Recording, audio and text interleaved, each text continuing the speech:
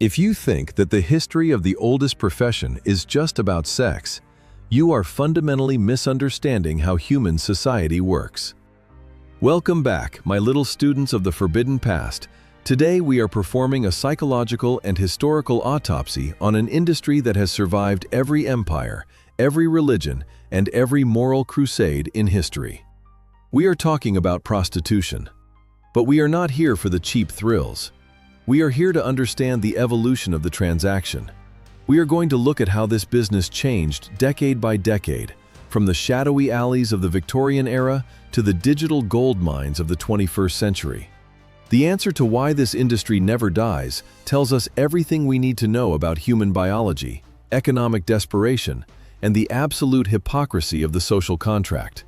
Get ready, because we are stripping away the layers of morality to find the cold, hard engine of supply and demand underneath. Let us start with a biological reality that most people find uncomfortable. According to evolutionary psychology, humans have developed what is called the dual mating strategy. We talked about this in our deep dive into ancient Rome, but it is the foundation of this entire industry. While society preaches monogamy, our ancient lizard brains are wired for variety and resource acquisition. Prostitution is the market's response to a biological friction point. It is the commodification of the human drive for novelty. But for most of history, this industry was not just about the act itself. It was about the architecture of social control. Imagine London in the 1880s. This is the peak of the Victorian era, a masterclass in cognitive dissonance. On the surface, everything was about purity, corsets, and strict religious values. But beneath that polished marble surface, London was a behavioral sink. There were an estimated 80,000 prostitutes in London alone during this time. Why? Because the Victorian moral code created a massive psychological vacuum. Men were expected to be saints at home and predators in the shadows. This created the great social evil, a term used by the media of the time to describe the explosion of the sex trade. But the reality was that the Victorian economy required this shadow industry to function. It was the only place where the rigid social masks could be dropped. As we moved into the 1910s and the 1920s, the industry underwent its first major modern transformation. The world was at war, and where there are soldiers, there is the oldest profession. During World War I, the military commanders realized that disease was a bigger threat to their armies than enemy bullets. This led to the creation of regulated brothels, or maisons tournées. In the 1920s, after the war ended, we saw the rise of the flapper culture. The sexual revolution was starting to flicker. For the first time, the line between the professional and the amateur began to blur. The flapper was a psychological nightmare for the old guard because she represented a new kind of freedom that threatened the established market of the brothels.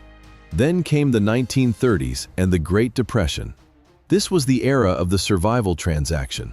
When the economy collapses, the price of everything drops, except the value of basic biological needs. In the 1930s, prostitution became a desperate tool for family survival.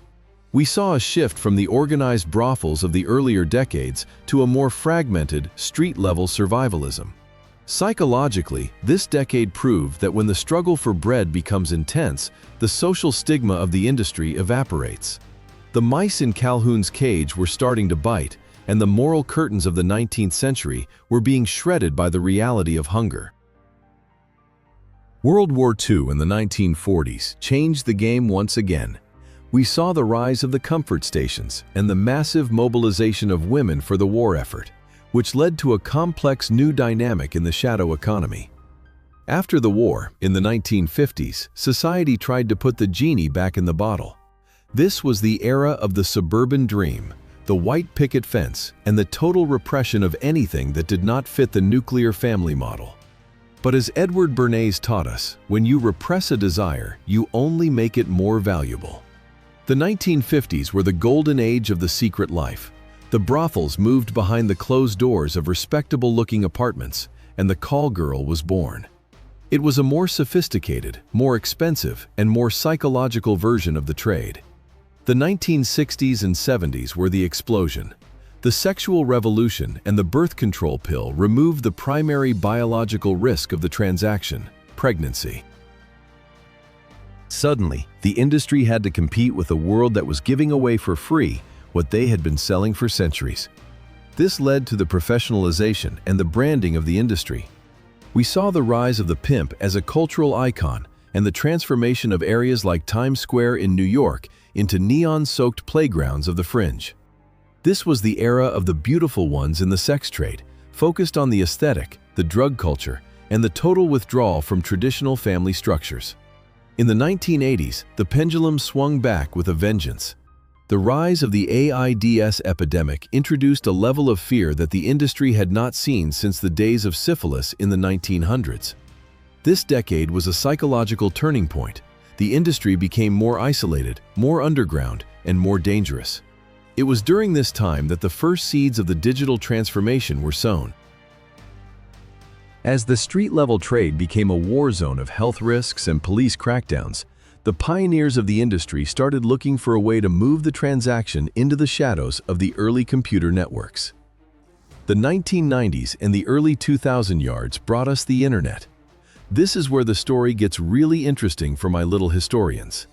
The internet did not just change how the industry worked, it changed the very nature of the psychological connection. We moved from the physical luminaria to the digital one. The rise of webcam culture and early adult websites removed the physical friction entirely. You could now engage in the oldest profession without ever leaving your nesting box. This was the ultimate realization of the behavioral sink: total stimulation with zero physical risk. It created a generation of consumers who were addicted to the digital image rather than the human reality. And now we are in the era of the platform. The 2020s have seen the total democratization of the industry through social media and subscription sites. We have reached a point where the architecture of choice is so refined that the line between a celebrity and a professional is almost invisible. Everyone is their own brand. Everyone is their own PR agent, just like Bernays dreamed. The psychological impact of this is profound. We are seeing a total commodification of intimacy.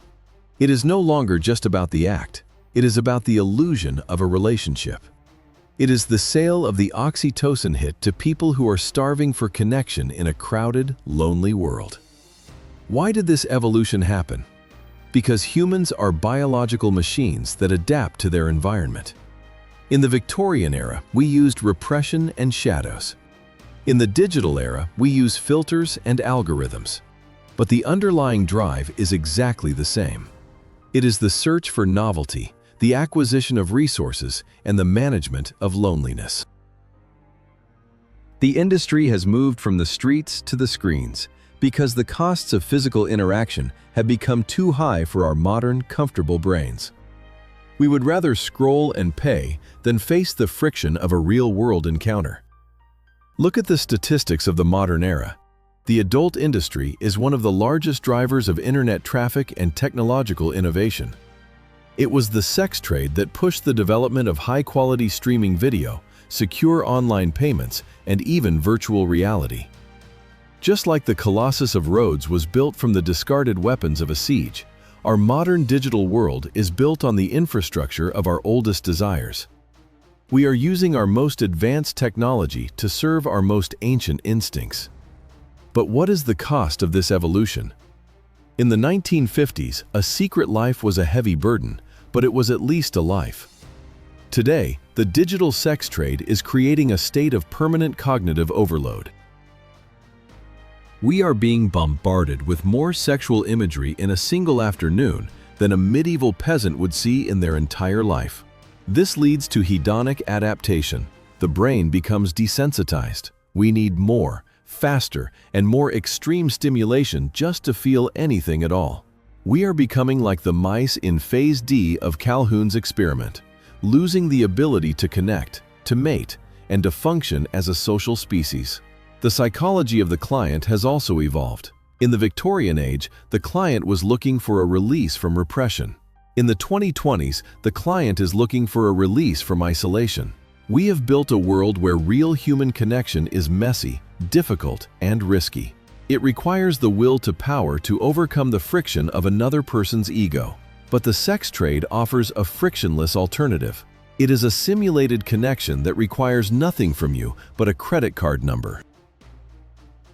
It is the ultimate consumer product, and it is leading us straight into a biological dead end. How does the industry affect our understanding of love and loyalty? For decades, we have been told that this trade is a victimless crime or a simple economic choice. But the history of the last century shows a different story. It shows the gradual erosion of the social glue that holds us together.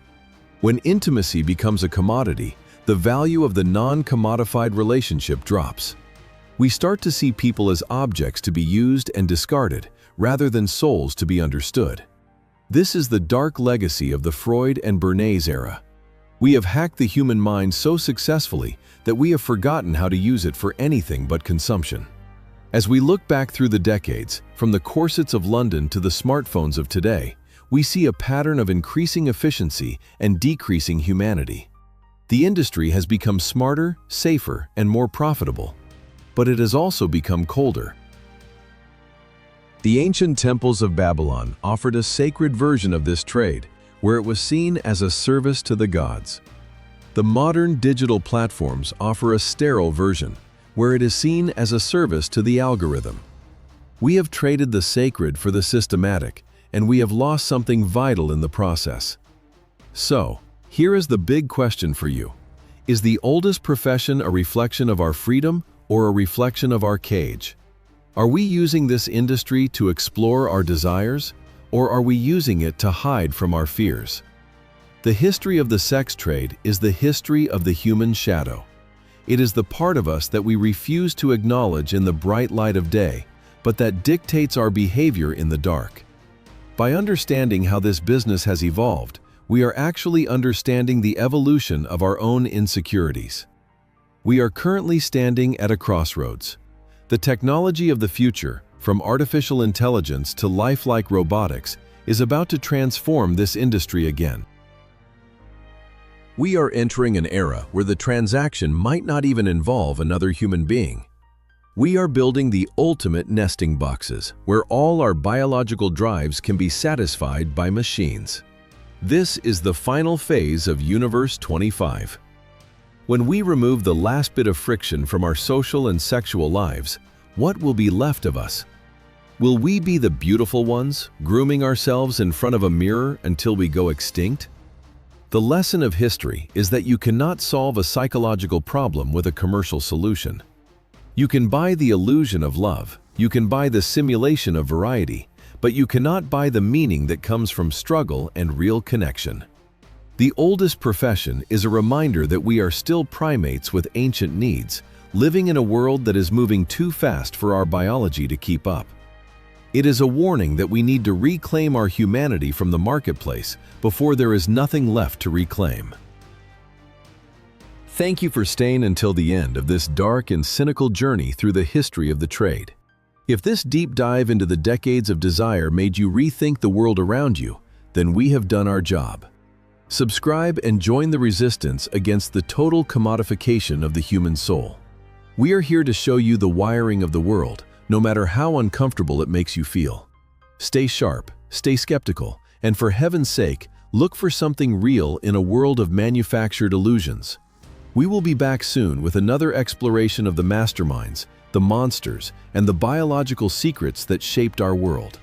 Until then, keep your logic guarded and your spirit alive. See you in the next one, my little historians of the shadow. Stay dangerous. Analysis of depth and engagement. This script addresses the user's request by providing a decade-by-decade breakdown of the prostitution industry while maintaining the historically channeled cynical and intellectual tone. It avoids explicit descriptions by focusing on the socio-political, economic, and psychological drivers of the business. The script links back to previous channel themes, like the behavioral sync and the engineering of consent, creating a cohesive narrative universe. The language is adapted for a native English audience, using appropriate idioms and a punchy rhythmic delivery style. All numbers are spelled out, and symbols have been removed to ensure high-quality AI voice generation. The total character count is approximately 25,000, providing a detailed and high-retention script. Sources for this script include The Great Social Evil, Prostitution in Victorian London, Prostitution and the Military in World War I, The Sexual Revolution of the 1960s, and research into the impact of the Internet on the adult industry.